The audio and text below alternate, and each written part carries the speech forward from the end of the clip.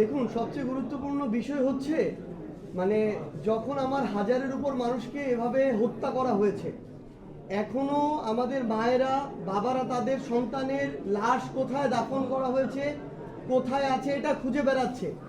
এবং সেই সময় পরিপ্রেক্ষিতটা এমন ছিল যে আমরা রায়ের বাজারের সেই কবরস্থানে গিয়েছি যেখানে শতাধিক লাশ বেওয়ারিশভাবে দাফন করা হয়েছে, অথচ তাদের প্রত্যেকেরই ওয়ারিশ রয়েছে।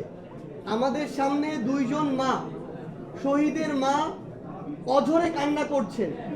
আমরা আমাদের জায়গা থেকে ব্যক্তিগতভাবে আমাদের যদি ওইটুকু মানে অনুভূতি, সহমর্মিতা থাকে, তাহলে যে কেউ বিবেকবান একজন মানুষ এটুকু দাবি করবে যে যেই খুনির নির্দেশে এত বড় একটি হত্যাকাণ্ড হলো 1971-এর পরে বাংলাদেশের ইতিহাসে, অন্তত ওই খুনির বিচারটা আমরা এই বাংলাদেশে দেখতে চাই।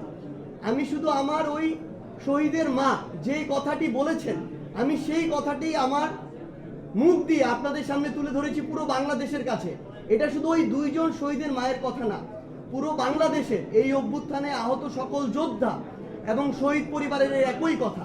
এবং এটি আসলে আমরা জানি না যে আমাদের যে রাজনৈতিক দলগুলো রয়েছে, নির্বাচন কেন্দ্রিক একটা শব্দ আসলে কেন তারা শুধু নির্বাচন পিছানোর ভয়টা করে, কেন শুধুমাত্র আমাদের মাথায় একটা নির্বাচন হবে, আমরা দ্রুততম সময়ের মধ্যে ক্ষমতায় যাব, এই চিন্তাটা কেন কাজ করে। বরং আমি মনে করি যে আমাদের প্রত্যেক রাজনৈতিক দল যারা রয়েছে তাদেরও অন্তর্বর্তীকালীন সরকার এবং সংশ্লিষ্ট যে মন্ত্রণালয়, আইন ও বিচার বিভাগ সম্পর্কিত মন্ত্রণালয়, স্বরাষ্ট্র মন্ত্রণালয়কে এই বিষয়ে প্রত্যক্ষ পরোক্ষভাবে একটা চাপ দেওয়া উচিত যে আমরা তো আমাদের এই শহীদ পরিবার, আহত যোদ্ধা এবং আন্দোলনকারীদের কাছে যেতে হবে, নির্বাচনের পূর্বেও তো যেতে হবে।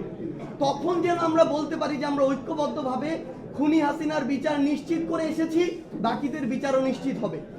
এই সামগ্রিক বিষয়টি, এই চাপটি চাপটি তুলে ধরতে এবং এটার যে প্রয়োজনীয়তা এটি তুলে ধরতেই সে কথাটি বলা। এটার সাথে সরাসরি নির্বাচনকে পিছিয়ে যাওয়ার যে সম্পর্ক দেখানো হচ্ছে, এটি কখনো সেভাবে সম্পর্কিত নয়।